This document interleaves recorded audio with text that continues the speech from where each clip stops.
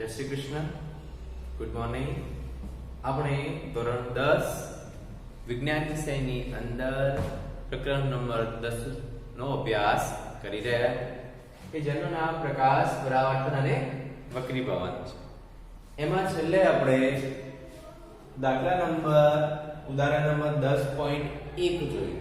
આજે શું જોવાનું છે કે ઉદાહરણ નંબર 10.2. બરાબર છે. જો રકમમાં સમજણ પડશે ને તો જ તમે દાખલા ગણી શકશો. આપણા રકમની અંદર શાની કિંમતો આપેલી છે, કઈ કિંમતો આપેલી છે એ કિંમતો તમારે ઓળખતા શીખવા પડશે.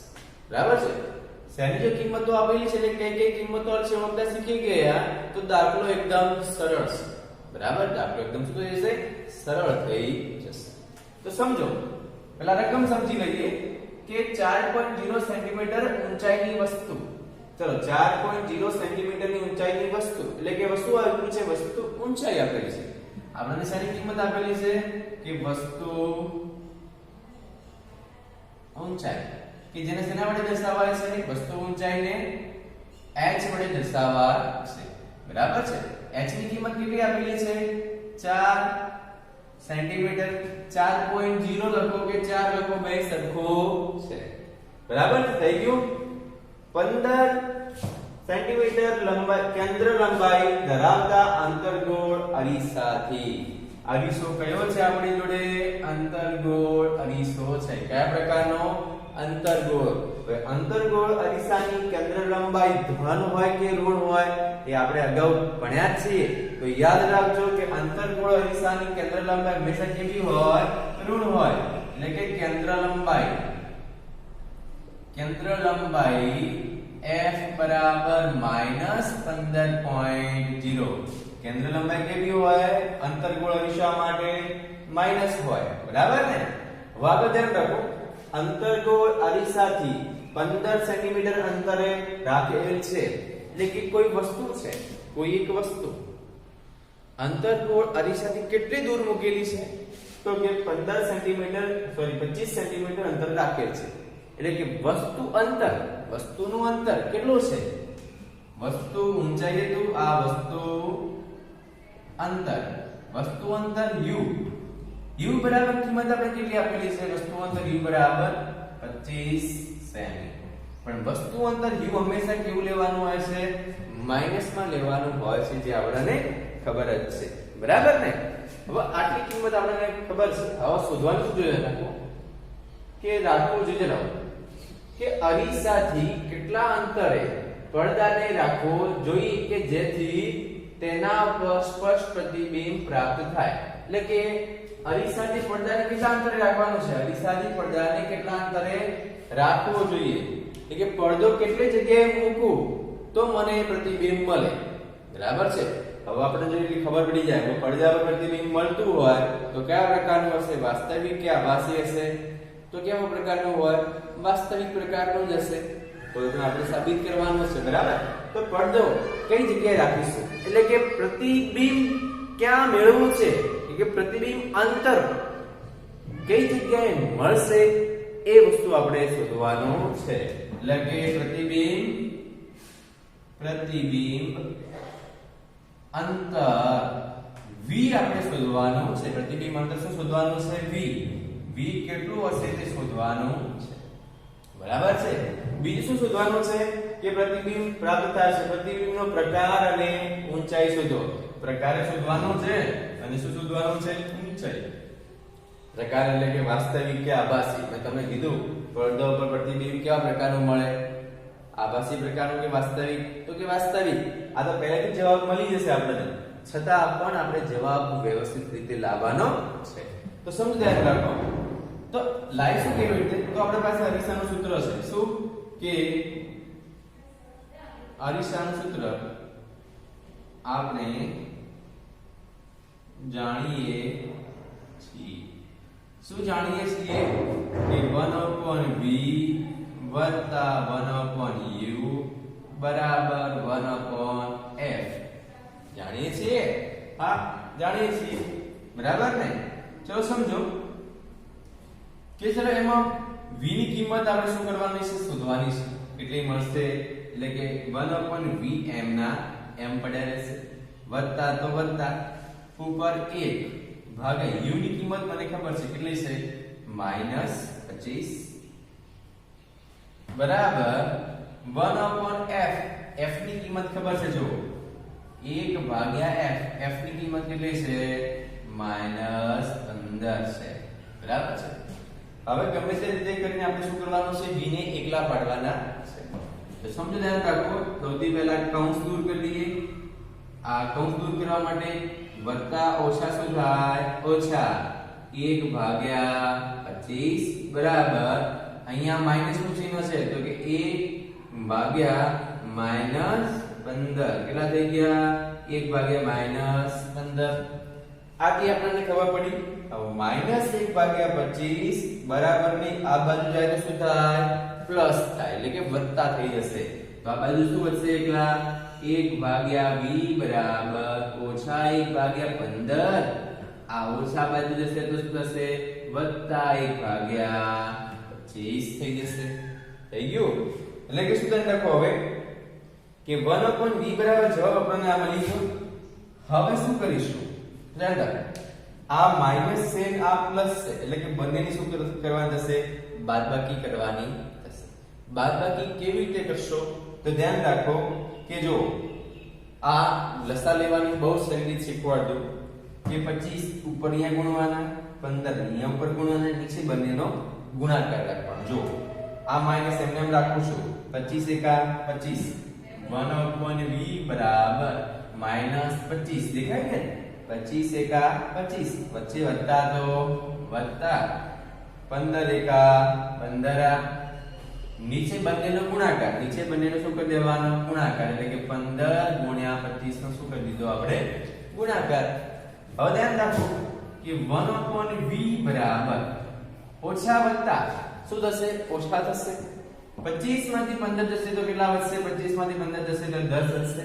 મોટી સંખ્યા ચિહ્ન માઈનસ છે માઈનસ મૂક્યું નીચે શું કરશો બંનેનો ગુણાકાર કે 15 ગુણ્યા 25 હવે જો 1/v ની કિંમત આપણે જોતી ને શેની કિંમત જોવે છે એકલા v ની કિંમત જોવે છે તો ઊંધું કરી દઈશું આપણે v બરાબર તો કે કેટલા જવાબ આવશે 15 ચલો બંનેનો ગુણાકાર 15 ગુણ્યા 25 ભાગ્યા -10 થઈ ગયા માટે v બરાબર બંનેને શું કરી દો વ્યસ્ત કરી દો બંનેને ઉલટાઈ દીધા કારણ કે ભાગાકારમાં છે આપણે ઉપર જોઈએ છે ઉપર લાવવા માટે બંને બાજુ વ્યસ્ત થઈ ગયા આ બંનેનો ગુણાકાર કરો કે 25 ગુણ્યા 15 આ બંનેનો ગુણાકાર કરો ગુણાકાર ના કરો તો અહીંયા છેદ ઉડાડશો તો પણ ચાલશે બરાબર ને છેદ ઉડાડ દઈએ ચલો છેદ ઉડાડવા માટે શું કરશું 2 × 10 એના કરતા ગુણાકાર કરો ગુણાકાર કેવો પડશે સહેલો પડશે તો 0 1 ×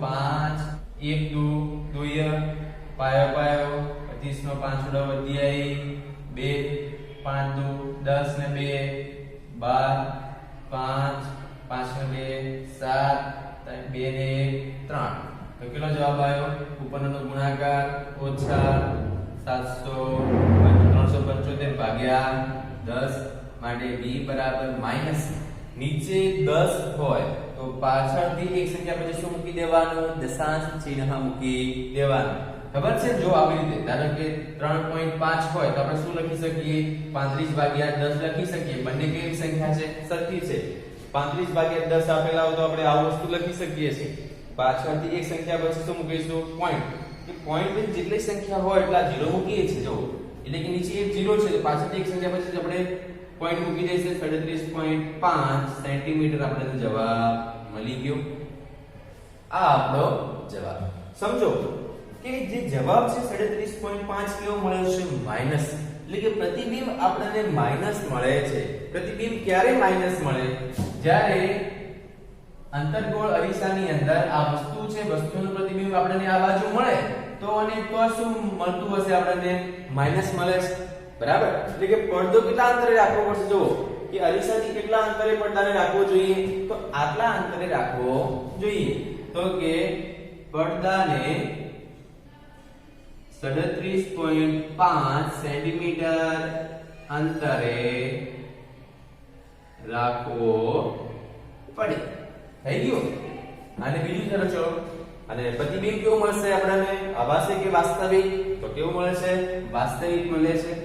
અને પ્રતિબિંબ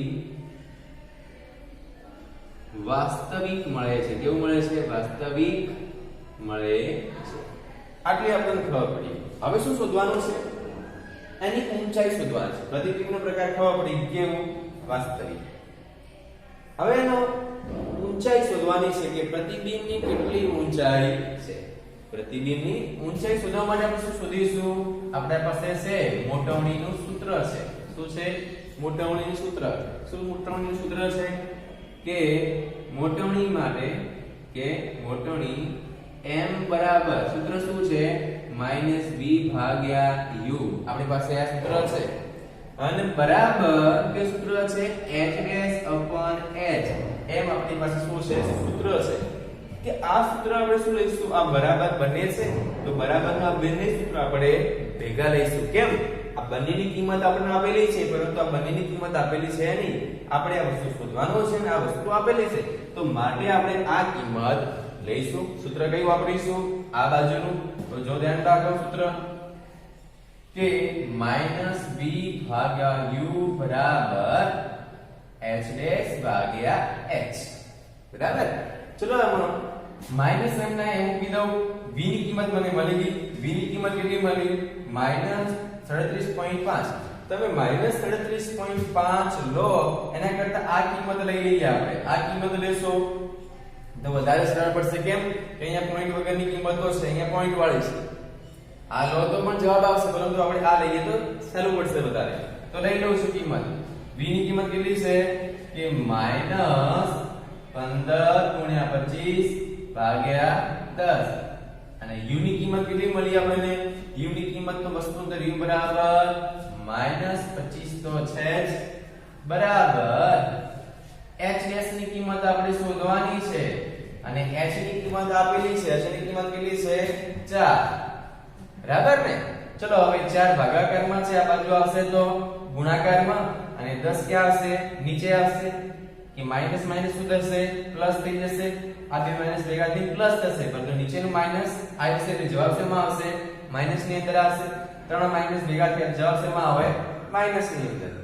હવે ધ્યાન રાખો કે 15 × 25 આ રે ક્યાં આવશે? ઉપર ભાગાકારમાંથી ગુણાકારમાં આવી ગયા. નીચે 25 તો હતા જ, માઈનસ ક્યાં ગયા? આ રે.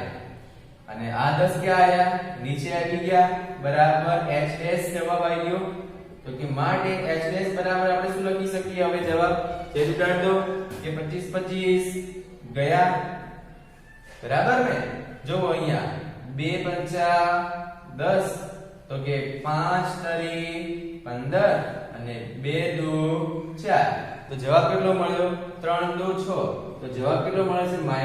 -6 સેન્ટીમીટર આપણને જવાબ મળે છે. કેટલો મળ્યો? -6 સેન્ટીમીટર આપણને જવાબ મળે છે.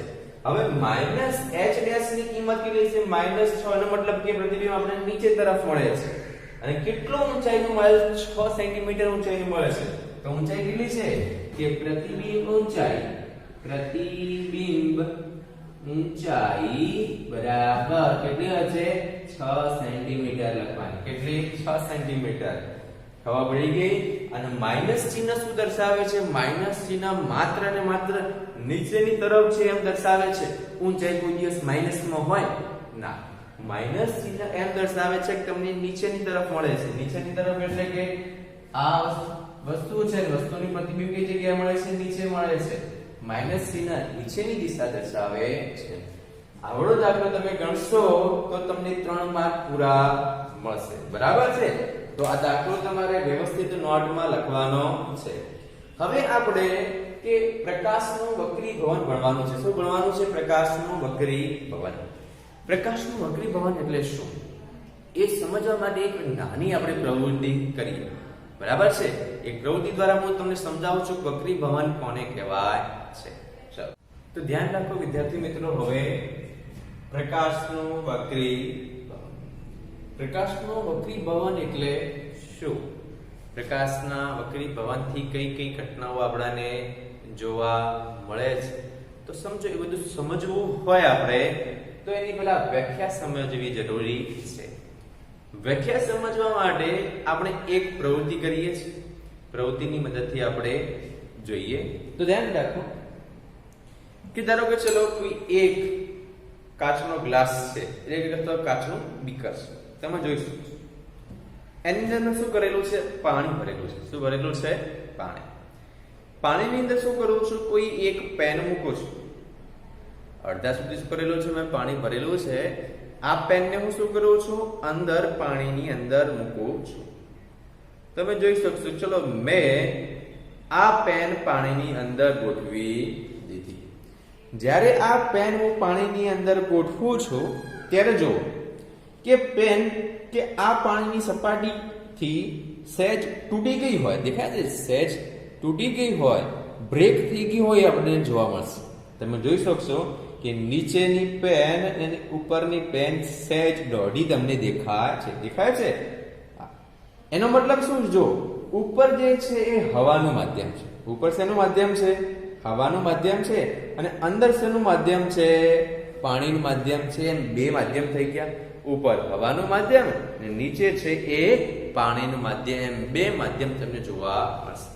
જ્યારે બે માધ્યમ જોવા મળે તે ત્યારે સમજો કે આ પેન છે કે પેનની અંદરથી જે પ્રકાશના કિરણો આવતા હશે. સમજો ધારો કે આ પાણીમાંથી આવતા પ્રકાશના કિરણો મારી આંખની અંદર પડશે. એટલે કે ધારો કે તમે જોઈ રહ્યા છો તો તમને તમારી આંખની અંદરના પ્રકાશના કિરણો પડશે. અને બીજા પ્રકાશના કિરણો જે હવામાં પેન છે ત્યાંથી પડશે. તો સમજો કે જ્યારે પ્રકાશના કિરણો હવામાંથી તમને આંખમાં આવે છે અને પાણીમાંથી તમારા આંખમાં આવે છે તો બંનેમાં કંઈક ને કંઈક તફાવત હશે. તો સમજો કે પ્રકાશના કિરણો એક માધ્યમ તરીકે અહીંયા હવા છે, બીજા માધ્યમ તરીકે પાણી છે. એક માધ્યમમાંથી જ્યારે બીજા માધ્યમમાં આવશે આજુબાજુ શું છે? અવાજ છે ને. સમજો શું છે? અવાજ છે. તો કે પાણીમાંથી જ્યારે હવામાં આવે છે ત્યારે કંઈક ના કંઈક ફેરફાર થતો હશે. શું થતો હશે? કંઈક ફેરફાર થતો હશે. બરાબર છે? એવું તો સમજો. ધારો કે ધ્યાન રાખો કે તમારી પેન જો કેવી છે? એકદમ પાતળી છે. બરાબર છે? નાની છે. તો જેવી જ રીતે હું અંદર મૂકું છું પાણીની અંદર તો એની સાઈઝ જાડી તમને દેખાય છે. દેખાય છે? કેવી દેખાય છે? જાડી પેન દેખાય છે. એનું કારણ શું? કેમ તમને જાડી દેખાય છે? અહીં કંઈક એક ઘટના બને છે. શું? પ્રકાશની એક ઘટના બને છે જેને શું કહેવાય છે? વક્રીભવન કહેવાય છે. તો સમજો કે આવી જ રીતે તમે ઘરે એક જાતે પ્રવૃત્તિ કરવાની છે. શું કરવાનું છે? એક જાતે પ્રવૃત્તિ કરવાની છે. તમારે શું કરવાનું? એક ડોલ લેવાની. શું લેવાની? ડોલ. ડોલની અંદર શું કરવાનું? પેલા સિક્કો મૂકી દેવાનો. 1 રૂપિયાનો સિક્કો મૂકી દેવાનો ખાલી ડોલમાં. પછી શું કરવાનું છે? એ ડોલમાં ધીરે ધીરે પાણી ભરવાનું છે. શું કરવાનું છે? પાણી. તો તમને શું જોવા મળશે કે એ સિક્કો ધીરે તમને ઉપર દેખાશે. છે તો ક્યાં? ડોલના તળિયે જ છે. છતાં પણ જ્યારે આપણે ડોલની અંદર પાણી ભરીએ છીએ ત્યારે તે સિક્કો તેની સપાટીથી આપણને શું દેખાય છે? સહેજ ઉપરની તરફ દેખાય છે. ત્યાં પણ પ્રકાશનો જ કમાલ છે. પ્રકાશની કઈ ઘટના ત્યાં જોવા મળે છે? તો પ્રકાશની વક્રીભવનની ઘટના જોવા મળે છે. બરાબર છે? તો તમે જોયું, ધ્યાન રાખો એની અંદર કેવા પ્રકારનું થતું હશે? જો ધારો કે અહીંયા હવાનું માધ્યમ અને નીચે પાણીનું માધ્યમ છે. બરાબર છે? તો કે મેં તમને હાલ એક પ્રવૃત્તિ કરાવી છે એના આધારે સમજાવું છું. પ્રકાશનું એક ત્રાંસુ કિરણ, ધારો કે ચલો આ સપાટી છે. સપાટી એટલે કે નીચે પાણીની, અહીંયાથી પાણી સ્ટાર્ટ થતું છે અને ઉપર શું છે? હવા છે. એટલે કે બે માધ્યમ થઈ ગયું. આ માધ્યમ 1 છે અને આ માધ્યમ શું છે? 2 છે. માધ્યમ 1 અને માધ્યમ 2. તો સમજો જ્યારે માધ્યમ 1 તરીકે હવા એટલે કે હવામાંથી આવતું પ્રકાશનું કિરણ છે. મેં અહીંયા શું દોર્યો છે? આ સપાટીને લંબ દોર્યો છે. શું દોર્યો છે? સપાટીને લંબ દોરેલો છે. આ શું દોરેલો છે? લંબ દોરેલો છે. કે પ્રકાશનું કોઈ ત્રાંસુ કિરણ, ધારો કે ચલો પ્રકાશનું કોઈ ત્રાંસુ કિરણ મેં લીધું છે. એ હવાના માધ્યમમાંથી ક્યાં આવે છે? પાણીના માધ્યમમાં આવે છે.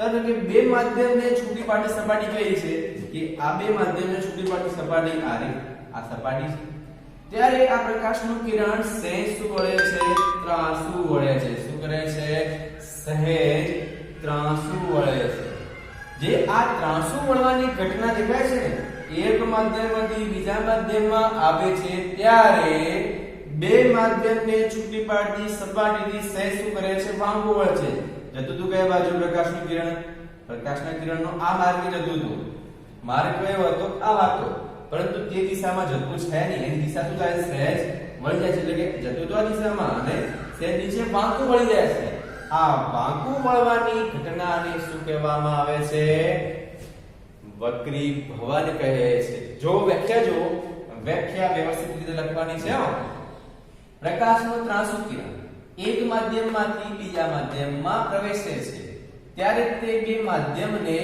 છૂટી પાડતી સપાટી પાસેથી સહેજ વાંકું વળે છે તેને શું કહે છે પ્રકાશનું વક્રીભવન કહે છે હવે તમને જે પેન હળદી તૂટી જેલી દેખાતી હતી ભાગી ગયેલી એનું કારણ શું છે કે જ્યારે પાણીમાંથી આવતા પ્રકાશના કિરણો હવામાં જાય છે ત્યારે સહેજ વાંકા વળીને શું આવે છે સહેજ વાંકા વળે છે એટલે કે આપણી આંખની અંદર જે એનું પ્રતિબિંબ મળે છે શેનું પેનનો એ કેવું મળશે ત્રાંસુ મળે છે બરાબર છે માટે આપણે પેન કેવી દેખાય છે સહેજ ભાગી ગયેલી દેખાય છે બરાબર છે તો આ પ્રવૃત્તિ તમને એ તો ખબર પડી ગઈ છે કે વક્રીભવનની ઘટના એટલે શું યાદ રાખો વિદ્યાર્થી મિત્રો વક્રીભવનની ઘણી બધી ઘટનાઓ છે ચોમાસા ઋતુની અંદર તમને કે મેઘધનુષ્ય જોવા મળે છે શું જોવા મળે છે મેઘધનુષ્ય ત્યાં પણ શું થાય છે પ્રકાશનું વક્રીભવન થાય છે એના કારણે જ તમને મેઘધનુષ્ય જોવા મળે છે એવી ઘણી બધી ઘટનાઓ છે સૂર્યોદય સમયે એની આજુબાજુનો રંગ લાલાશ પડતો પીળાશ પડતો દેખાય છે સૂર્યાસ્ત સમયે દેખાય છે એ બધી જ ઘટનાઓનો આધાર શેના પર છે પ્રકાશના વક્રીભવન ઉપર છે તો આના પછીનું આપણે એક બીજી પ્રવૃત્તિ કરવાની છે બરાબર છે એ બીજી પ્રવૃત્તિ આપણે કાલે ભણીશું અને ખાસ ધ્યાન રાખો કે પ્રકાશનું વક્રીભવનની આ તમારે શું લખવાની છે વ્યાખ્યા લખવાની છે બરાબર છે